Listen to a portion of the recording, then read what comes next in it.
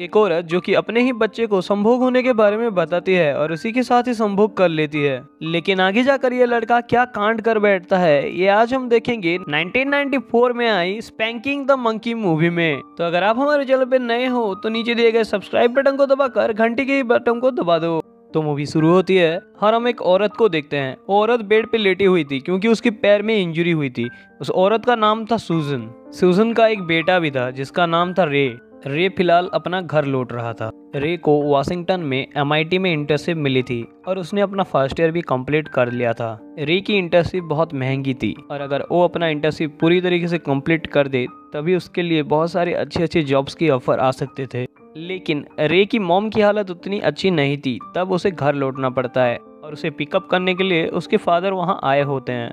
उसके फादर उसे काफ़ी डांट लगाते हैं कि वो कुछ काम का ही नहीं है और वो रे को ये भी कहते हैं कि अभी उनको अपने सेल्समैन के काम के लिए दूर अलग अलग सिटीज़ में जाना पड़ेगा, तो इसीलिए रे को घर में रहकर अपने मॉम का ख्याल रखना पड़ेगा। ये सब कहकर रे के फादर वहाँ से चले जाते हैं। अब रे का रोज़ का काम था सूजन का ख्याल रखना। वो सूजन को टॉयलेट ले जाता था, उन्हें फिर बेड में लाकर रखता था और जब सूजन नहाने जाती थी तभी वो रे को अपने साथ लेकर जाती थी। अब रे सूजन की स्किन की तरफ बहुत अट्रैक्ट होता था लेकिन वो खुद को कंट्रोल कर देता था। फिर कुछ देर बाद वो अपने बाथरूम में जाकर अपनी हवस को मिटाने के लिए मैस्टरबेट करना शुरू करता था। तो वॉशरूम के बाहर रे का कुत्ता फ्रैंकी चलाता है। वो गेट को सूंघ रहा था और रे के ऊपर भौंक रहा था। इस चीज़ से रे बहुत डिस्टर्ब होता है और वो अपने कुत्ते के ऊपर चिल्लाता है और उसे वहाँ से भाग जाने को कहता है। फिर वो अपने कुत्ते को बाहर वॉक में ले जाता है। तभी उसकी मुलाकात एक लड़की से होती है। उस लड़की का नाम था टोनी। टोनी रे से कुछ साल छोटी थी और वो बताती है कि वो बायोलॉजी की स्टूडेंट है। फिर इन दोनों में बातचीत होना शुरू हो जाता है। तब हम देखते हैं कि रे उनकी बातों से बहुत अनकंफर्टेबल फील कर रहा था। वो लड़कियों से बातें करने में शाय फील करता था। फिर रे अपने कुत्ते को लेकर अपने घर चला आता है। फिर हमें एक दिन सूजन और रे के रिलेशन के बारे में पता चलता है। सूजन बताती है कि वो हमेशा सक्सेसफुल बनना चाहती थी लेकिन वो कभी सक्सेसफुल बन नहीं पाई और उसका हस्बैंड टॉम भी उसे पसंद नहीं करता। अब तो वो अपने पैर भी तुड़वा चुकी है और अपने हर काम के लिए रे के ऊपर उसे डिपेंड होना पड़ रहा है। इस चीज़ से वो बहुत ही फ्रस्ट्रेटेड फील कर रही थी। इधर रे भी बहुत ज़्यादा चिढ़ चुका था क्योंकि उसे अपनी पढ़ाई छोड़कर सूजन का ख्याल रखना पड़ रहा था। वो हर दिन सूजन को खाना खिलाता था, उसे वॉशरूम ले जाता था और उसे नहलाने के लिए भी ले जाता था। फिर एक दिन सूजन रे को कहती है कि वो उसकी जांघों का मालिश करे। फिर जब रे सूजन के जांघों का मालिश कर रहा था तभी उसे बहुत ही ज़्यादा सीरियस फील होता है। वो वॉशरूम में जाता है और फिर से हस्तमैथुन करता है लेकिन इस बार उसे बहुत गिल्ट फील होता है। उसकी फ्रस्ट्रेशन और भी ज़्यादा बढ़ जाती है जब वो वॉशरूम में मास्टरबेट कर रहा होता है और उसका कुत्ता आके उसे हमेशा डिस्टर्ब करता है। फिर एक दिन रे के दोस्त उसके घर में आते हैं और उसे हैंग आउट करने के लिए बाहर जंगल में बुलाते हैं। जंगल में रे के दोस्त गांजा फूकने लगते हैं लेकिन रे को ये सब पसंद नहीं आ रहा होता, तो इस चीज़ को लेकर वो अपने दोस्तों के साथ लड़ाई कर लेता है। फिर वो अपने घर चला आता है और अपने घावों में मरहम भरता है। फिर कुछ दिन बाद रे की मुलाकात टोनी से होता है।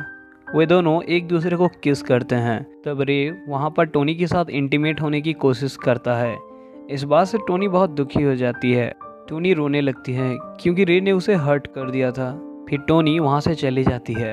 अब जब रे घर में आता है तो सूजन उसे बुलाकर डांटती है और कहती है कि तुमने टोनी के साथ क्यों मिसबिहेव किया। अब टोनी ने उसके साथ हुई सारी इंसिडेंट अपने फादर को बता दिया था। तब उसके फादर ने सूजन को कॉल किया और उन्हें सारे इंसिडेंट बताया। तब सूजन रे को कहती है कि लड़कियों को अच्छे से अप्रोच करना चाहिए।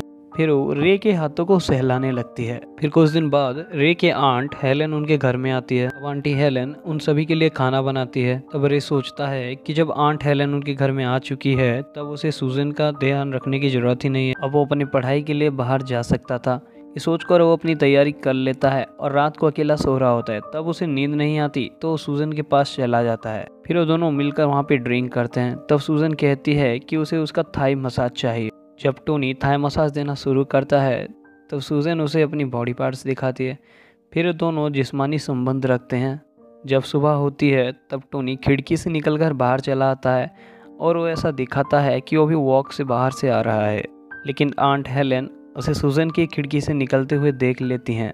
क्योंकि आंट हेलन को सब कुछ पता चल चुका था तो इस बात से रे बहुत गुस्सा होता है और अपना सारा फ्रस्ट्रेशन आंट हेलन के ऊपर उतार देता है। तब आंट हेलन वहाँ से जाने लगती हैं। तब रे उन्हें रोकता है, लेकिन आंट हेलन कहती हैं कि और यहाँ पे बिल्कुल भी नहीं रहेंगी और वो उसका बिल्कुल भी हेल्प नहीं करेगी। इतना सब कुछ होने के बाद रे का फ्रस्ट्रेशन और भी ज़्यादा बढ़ जाता है। फिर वो सूजन को मेडिकल चेकअप के लिए लेता है। कुछ दिन बाद टोनी रे से मिलने के लिए उसके घर में आती है।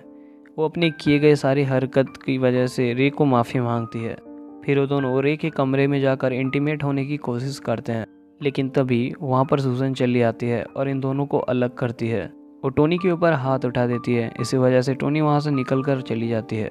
फिर टोनी के चले जाने के बाद वो रे को बहुत मारती है। फिर टोनी अपने फादर के पास सूजन के घर में आती है। तब हम देखते हैं कि टोनी की आँख में चोट लग गई थी। तो सूजन बताती है कि अभी उसका मेंटल हालत ठीक नहीं है, इसलिए फर्स्ट्रेट होकर उसने हाथ उठा दिया। क्योंकि टोनी के फादर एक साइकोथेरेपिस्ट थे तो इस बात को अच्छे से समझ जाते हैं। फिर टोनी जाकर रे से मिलती है। वो कहती है कि वो रे के साथ हमेशा रहना चाहती है, लेकिन रे उसे रिजेक्ट कर देता है। फिर रे अपनी फ्रस्ट्रेशन की वजह से जाकर सुसाइड करने की कोशिश करता है। तब सूजन वहाँ पर चली आती है और वो रे को ये सब करने से रोकती है। फिर रे अपना गुस्सा निकालने के लिए सूजन को किस कर लेता है। फिर वहाँ पर रे के दोस्त आकर उसे बुलाते हैं और उसे बाहर घुमाने के लिए ले जाते हैं। वो लोग फिर से वही जंगल में जाकर गांजा फोड़ने लगते हैं, लेकिन रे वहाँ पर उदास होकर कहीं और खड़ा रहता है। फिर रे अपने पैर के नीचे एक खाई को देखता है। वो सोचता है कि यहाँ सुसाइड करना सही रहेगा और वो कुछ बिना सोचे समझे खाई में कूद जाता है। फिर जब उसके दोस्त आकर उसे बुलाने लगते हैं तब रे कोई जवाब नहीं देता। तब उसके दोस्त समझते हैं कि रे खाई में गिरकर मर गया है। फिर जब सुबह होती है तो रे को होश आता है। वो देखता है कि वो जिंदा था। तब उसे रियलाइज़ होता है कि उसे सुसाइड ना करके उसे अपनी पढ़ाई में ध्यान देना चाहिए। तब जंगल से निकल के वो एक हाईवे में पहुंचता है और एक ट्रक को लिफ्ट मांगता है। फिर वो ट्रक में बैठकर अपने घर की तरफ चल लेता है और यहाँ पे मूवी खत्म हो जाती है।